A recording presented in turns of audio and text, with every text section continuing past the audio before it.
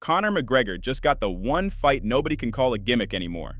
Not a tune-up, not a celebrity crossover, not a nostalgia act. On July 11th at UFC 329, he's stepping in against Max Holloway, and suddenly every excuse disappears. Because if Conor wins this fight, the comeback is real. And if he loses, the entire conversation changes overnight. That's why UFC 329 matters more than any McGregor fight since he fought Dustin Poirier in 2021. Everybody's talking about the headlines, the return, the money, the press conferences. But almost nobody is talking about the actual matchup. And that's where this gets interesting, because Conor didn't get an easy road back. He got the fight everyone wanted, the fight that answers real questions, the fight that forces us to separate memories from reality. Let's start with the obvious.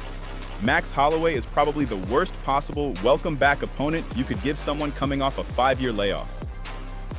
Think about that for a second. 5 years. 5 years away from the octagon.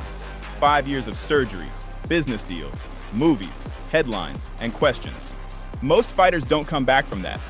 Forget coming back against someone like Max Holloway. And that's what makes this booking so fascinating.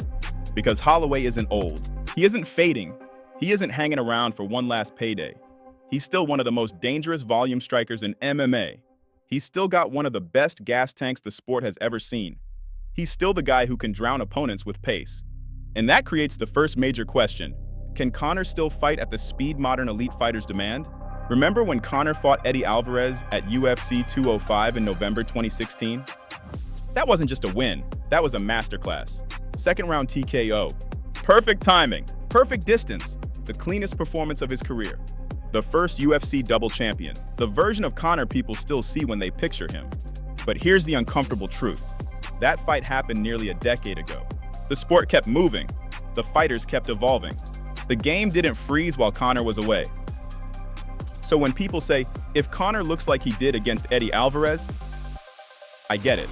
But that's not really the question. The question is whether any fighter can disappear for 5 years and return at that level.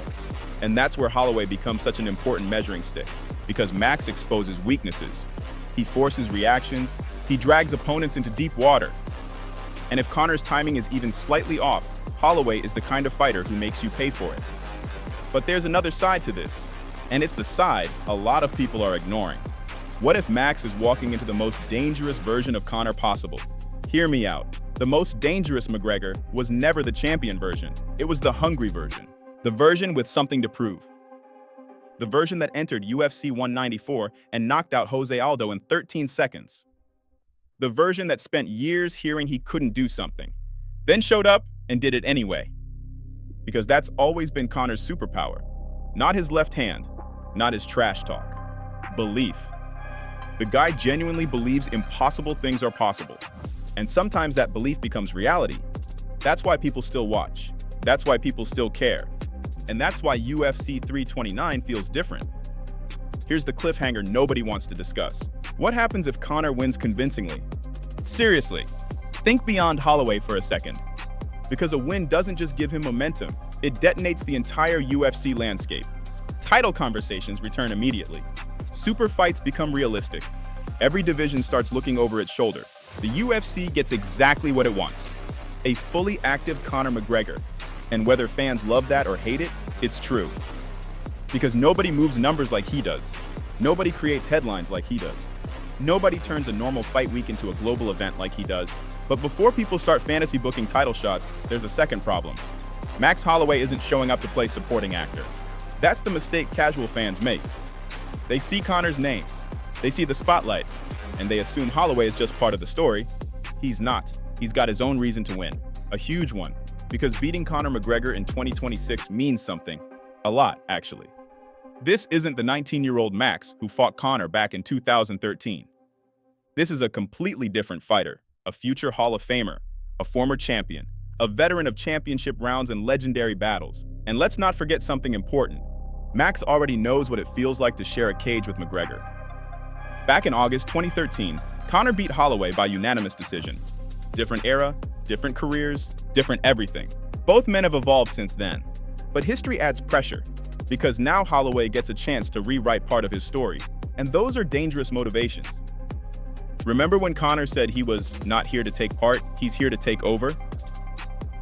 That line became famous for a reason. People believed it. Now we're about to find out if that mentality still exists inside the cage. Let's talk styles. On paper, this fight is beautiful. Conor remains one of the sharpest counterpunchers the sport has ever seen. Max remains one of the best pressure fighters we've ever watched. One man wants precision, the other wants volume. One wants clean moments, the other wants accumulation. It's almost impossible to build a more compelling striking matchup. And here's the thing, neither guy really needs a fake storyline. The fight sells itself. No belts required, no manufactured drama required, no social media controversy required. Just two of the biggest names of their generation. That's rare. Very rare, especially in modern MMA. Because too many fights get promoted with what could happen. This one gets promoted with what already happened. The history, the careers, the questions, the stakes. Everything is already there. And that's why I keep coming back to one conclusion. This fight is bigger than rankings, bigger than title pictures, bigger than comeback narratives. It's a reality check for everyone. For Conor fans, for Conor critics, for the UFC, for Max Holloway, for the entire sport.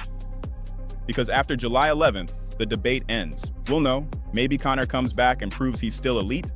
Maybe Holloway proves activity beats legacy every single time. But we won't be guessing anymore. And honestly, that's why this is the perfect fight. Not because it's easy, because it's hard. The easiest path would have been a lower-ranked opponent, a softer landing, a safer matchup. Instead, Conor got thrown directly into one of the toughest tests available. That's not a tune-up, that's an exam. And if he passes it, nobody can question the comeback again. That's the answer to the opening claim. Conor McGregor got the fight everyone wanted because it's the one fight that gives us the truth. No excuses, no shortcuts, no asterisks. Just 25 minutes or less to find out whether the Notorious is still capable of changing the sport. And if he beats Max Holloway after 5 years away, the comeback won't just be real. It'll be one of the most impressive returns we've ever seen in UFC history. Tell me I'm wrong. Does Conor beat Max Holloway at UFC 329, or is this where the comeback ends?